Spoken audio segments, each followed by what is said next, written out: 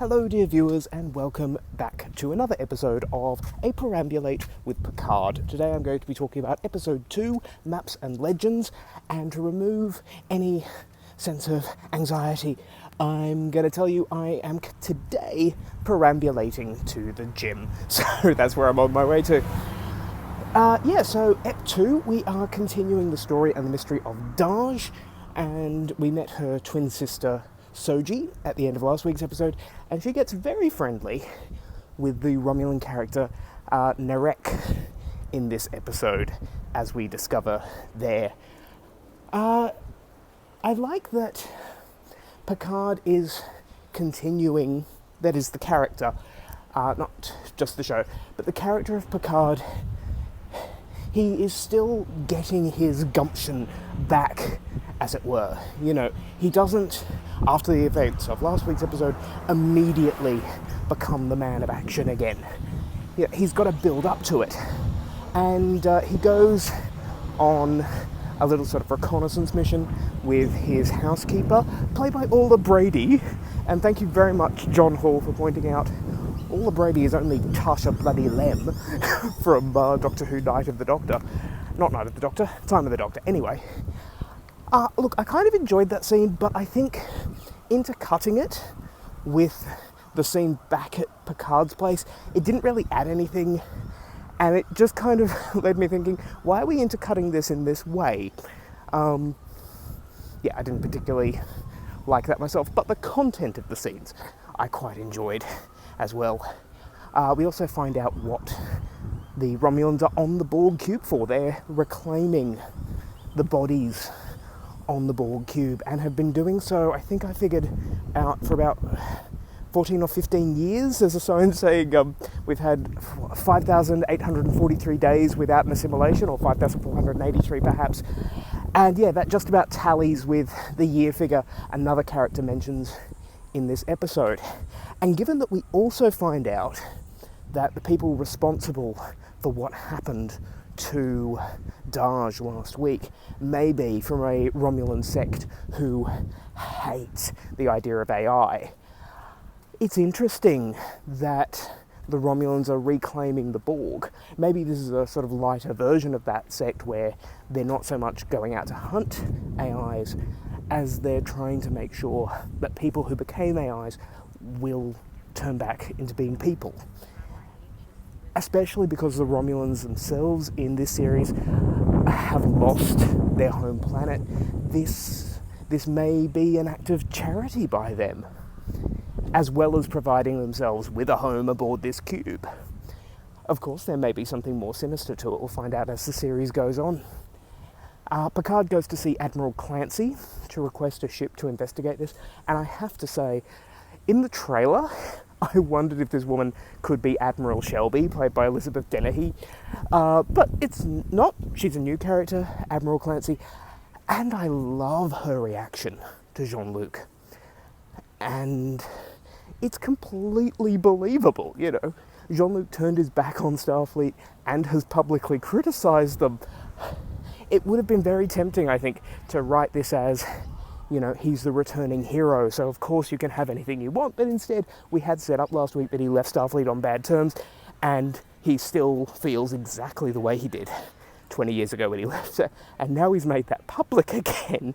Oh, really, really powerful scene, especially Patrick Stewart's shocked reaction, you know.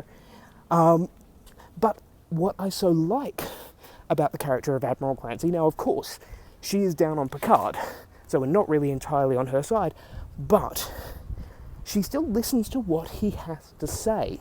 She understands that despite their differences in, I suppose you could say, politics, the politics of the Federation, and she presents a convincing, cogent argument. I should have walked through the park, it was just very busy.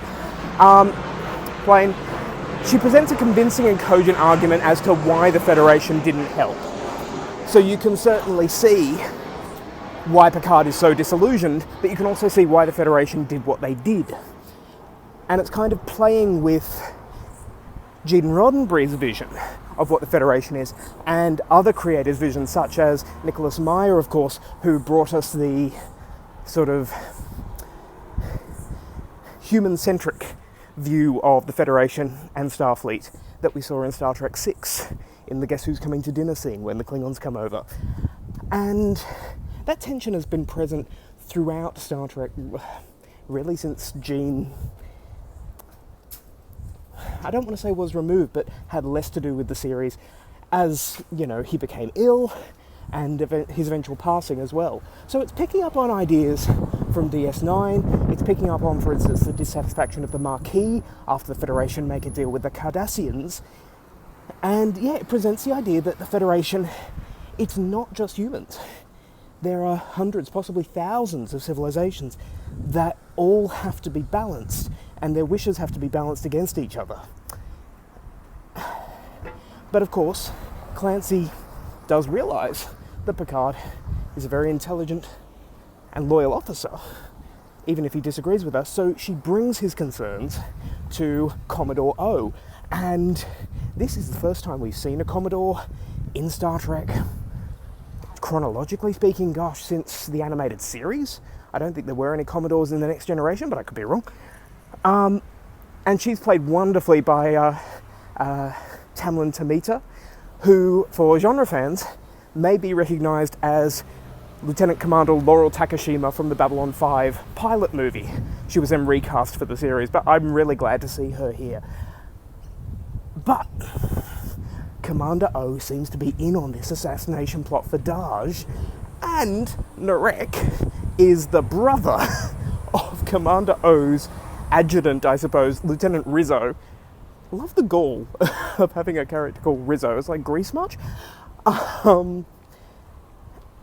And yeah, so the Federation's involved, but is Commander O working for the Federation, or is she working her own agenda?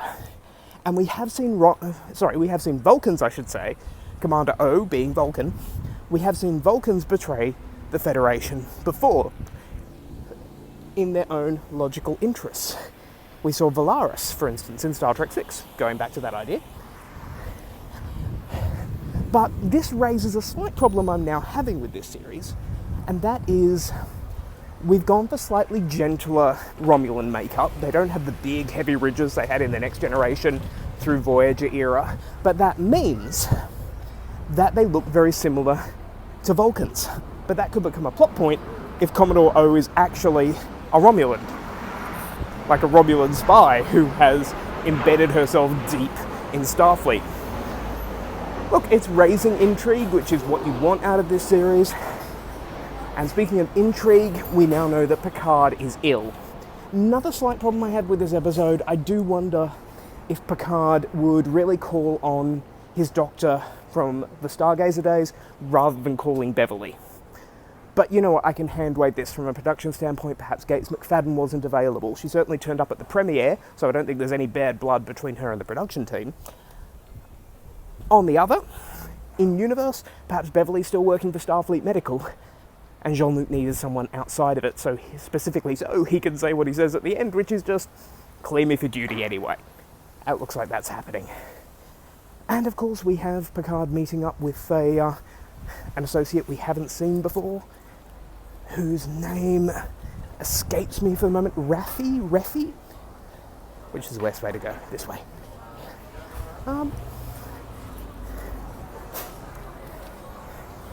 Yeah, and you know what? The temptation would have been fill the series with old characters, but instead we've got new characters, because Picard has had 20 years of life between the old series and this one. I do hope that she's not Next Girlfriend, because I just feel like that's a cliche, you know.